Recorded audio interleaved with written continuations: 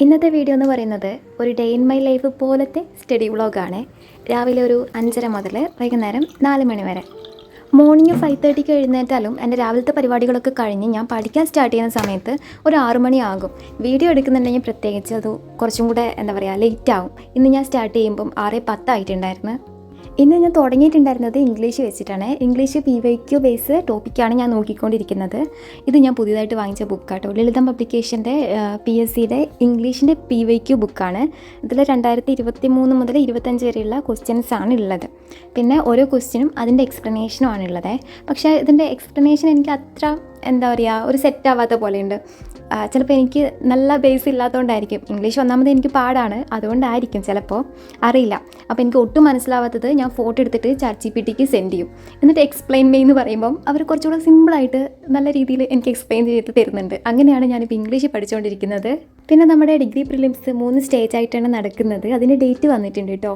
First stage എന്ന് പറയുന്നത് May 2, second stage May 16, June 6 third stage എന്ന് പറയുന്നത്. എത്ര വേഗം അല്ലേ? കഴിഞ്ഞ ദിവസം വന്നൊരു കമൻറ്റാണ്, ഇപ്പോൾ സമയവും ദിവസം പെട്ടെന്നാണ് പോകുന്നത്, പഠിച്ചിട്ട് തീരുന്നില്ല, എക്സാം ആവാനായി, എനിക്ക് മാത്രമാണോ ഇങ്ങനെ തോന്നുന്നതെന്നുള്ളത്.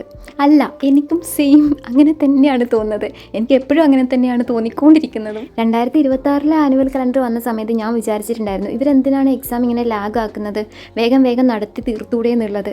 പക്ഷേ ആ സമയം ദിവസമൊക്കെ എവിടെ പോയി എന്നുള്ളത് എനിക്കൊന്നും മനസ്സിലാവാത്ത അവസ്ഥയാണ്. എല്ലാവർക്കും സെയിം സിറ്റുവേഷൻ ആയിരിക്കും എന്ന് ഞാൻ വിചാരിക്കുന്നു. ഇനിയിപ്പോൾ ജൂണിൽ പ്രിലിംസ് കഴിഞ്ഞപാടെ, ഡിഗ്രി പ്രിലിംസ് കഴിഞ്ഞപാടെ 10th ലെവൽ എക്സാംസും സ്റ്റാർട്ട് ചെയ്യാൻ തുടങ്ങും. എല്ലാം കൂടെ എക്സാമിൻ്റെ ഒരു മേളം തന്നെയായിരിക്കും. രാവിലത്തെ ഈ ഒരു 1 hour ഇംഗ്ലീഷ് നോക്കിയതിന് ശേഷം ഞാൻ കുക്ക് ചെയ്യാൻ പോയിട്ടുണ്ടായിരുന്നു. ബ്രേക്ക്ഫാസ്റ്റും ലഞ്ചും ഒന്നിച്ച് തന്നെയാണ് ഞാൻ പ്രിപ്പയർ ചെയ്യുന്നത്. അങ്ങനെയാണെങ്കിൽ കാര്യങ്ങളൊക്കെ വേഗം തീരും. അല്ലെങ്കിൽ ബ്രേക്ക്ഫാസ്റ്റ് മാത്രം ഉണ്ടാക്കി പിന്നെ ലഞ്ച് ഉണ്ടാക്കാമെന്ന് വിചാരിച്ചാൽ നമുക്ക് കുറേ ടൈം വേസ്റ്റ് ആവും. എല്ലാം ഒന്നിച്ച് ചെയ്താൽ പെട്ടെന്ന് സമയം ലാഭിക്കാനും പറ്റും. ആദ്യം ഞാൻ ഇന്നൊരു ഫുൾ ഡേ വീഡിയോ എടുക്കാമെന്നാണ് വിചാരിച്ചത്.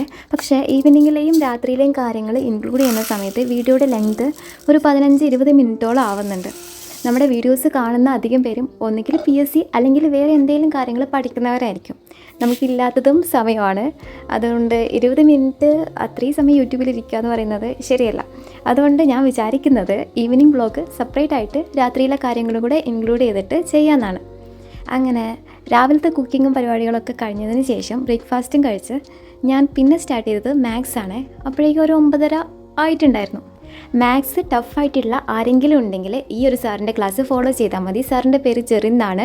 യൂട്യൂബിൽ നമുക്ക് ഫ്രീ ആയിട്ട് ടോപ്പിക് വൈസ് ക്ലാസ് അവൈലബിൾ ആണ്. ഓക്കെ, ചാനലിൻ്റെ പേര് ട്രിക് ടേൺ എന്നാണ്. അറിയാത്തവർക്ക് വേണ്ടിയിട്ടാണ്. ഇതെല്ലാവർക്കും അറിയായിരിക്കും, പക്ഷേ അറിയാത്തവരും ഉണ്ട്. അപ്പോൾ അവർക്ക് വേണ്ടി പറഞ്ഞതാണ്. ഞാൻ ഓൾറെഡി പെയ്ഡ് ക്ലാസ് എടുത്തിട്ടുണ്ട് ഒരു ആപ്പിൽ. പക്ഷേ എന്നാലും ഞാൻ അതിലെ മാത്സ് ക്ലാസ് കാണാറില്ല. എനിക്ക് ഈ സാറിൻ്റെ ക്ലാസ് കണ്ടാൽ മാത്രമേ സെറ്റ് ആവുള്ളൂ. മാത്സ് പാടായതുകൊണ്ടായിരിക്കാം. ബേസിക് ആയിട്ടുള്ള കാര്യങ്ങൾ മുതൽ എല്ലാ ബേസിക് കാര്യങ്ങളും സാർ നമുക്ക് പറഞ്ഞു തരും. അതെങ്ങനെ എളുപ്പ വഴികളിലൂടെ, ഷോർട്ട് കട്ടിലൂടെ ചെയ്യാമെന്നുള്ളതും സാർ നമുക്ക് പറഞ്ഞു തരും. സോ ഈ ഒരു ക്ലാസ് ഫോളോ ചെയ്യാൻ നോക്കുക. ഇന്ന് അത്യാവശ്യം പ്രൊഡക്റ്റീവായിട്ടുള്ളൊരു ദിവസമായിരുന്നേ.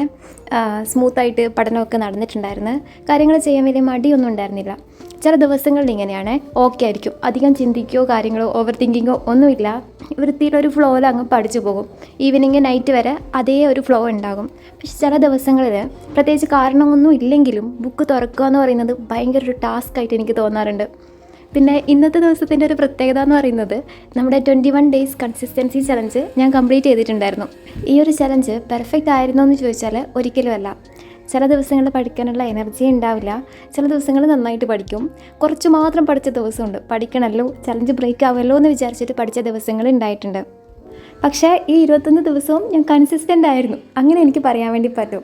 നമുക്ക് ഏതൊരു ഹാബിറ്റ് ബിൽഡ് ചെയ്യണമെങ്കിലും കറക്റ്റ് 21 ദിവസം ഫോളോ ചെയ്യണം. അങ്ങനെ ആ ഒരു ഹാബിറ്റ് സെറ്റായതിനു ശേഷം പിറ്റേ ദിവസം നമ്മളത് ചെയ്തില്ലെങ്കിൽ അത് ബ്രേക്ക് ആവും.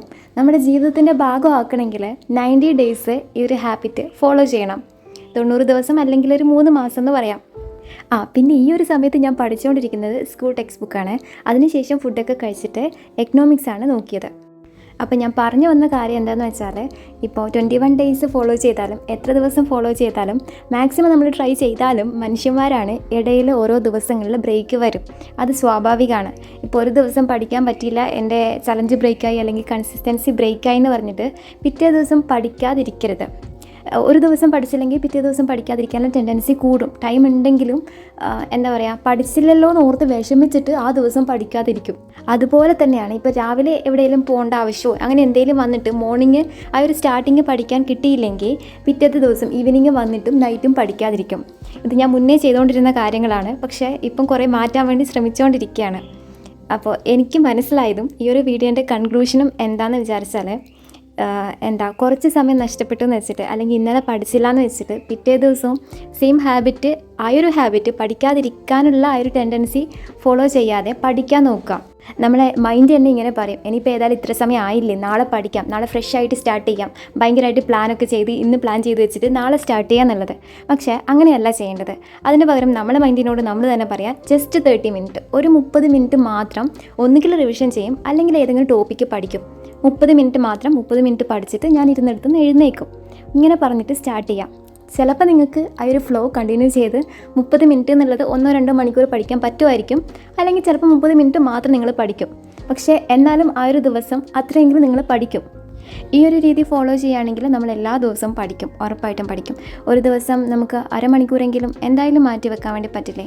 ഇപ്പോൾ ഫുൾ ഡേ പുറത്ത് പോയിട്ട് എന്തെങ്കിലും കാര്യം ഉണ്ടെങ്കിൽ കൂടെ രാവിലെ ഒരു അരമണിക്കൂർ നേരത്തെ നമ്മൾ എഴുന്നേറ്റാൽ ആ അരമണിക്കൂർ നമുക്ക് പഠിക്കാൻ വേണ്ടി പറ്റും. അപ്പോൾ ഈ പഠിക്കുക എന്നുള്ളത് നമ്മുടെ ചോയ്സ് ആക്കി മാറ്റാതെ അത് നമ്മുടെ ജീവിതത്തിൻ്റെ ഭാഗമാക്കി മാറ്റുക, ഒരു റുട്ടീനാക്കി മാറ്റുക. ഇതാണ് ഞാനിപ്പോൾ ചെയ്യാൻ വേണ്ടി ട്രൈ ചെയ്യുന്നത്. പെർഫെക്റ്റ് ആവാൻ നോക്കാതെ, ഇപ്പോൾ ചില ദിവസം സ്റ്റാർട്ട് ചെയ്യുമ്പം ചെറിയൊരു ഡിലേ ഉണ്ടാകും, പഠിച്ചുകൊണ്ടിരിക്കുന്ന സമയത്ത് പല ഡിസ്ട്രാക്ഷൻസ് ഉണ്ടാകും, മനസ്സ് എവിടെയെങ്കിലും പോകും. എന്നാലും ബാക്ക് ടു സ്റ്റഡി വരിക, പെർഫെക്റ്റ് ആകാൻ നോക്കാതെ നമ്മളെ കൊണ്ട് പറ്റുന്നത് പോലെ മാക്സിമം ചെയ്യാം. അപ്പോൾ ഈ ഒരു വീഡിയോ ഇത്രയേ ഉള്ളൂ. Thanks for watching guys. In the midnight glow where the stars align, we lose ourselves in the rhythm divine. Underneath